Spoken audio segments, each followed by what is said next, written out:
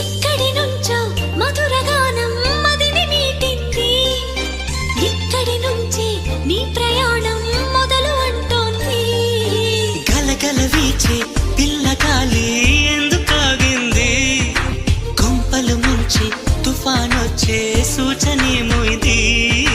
వేరే ఏదో లోకం చేరి ఊహల వేగం ఏదో తీయని మైకం పెంచుతున్నది.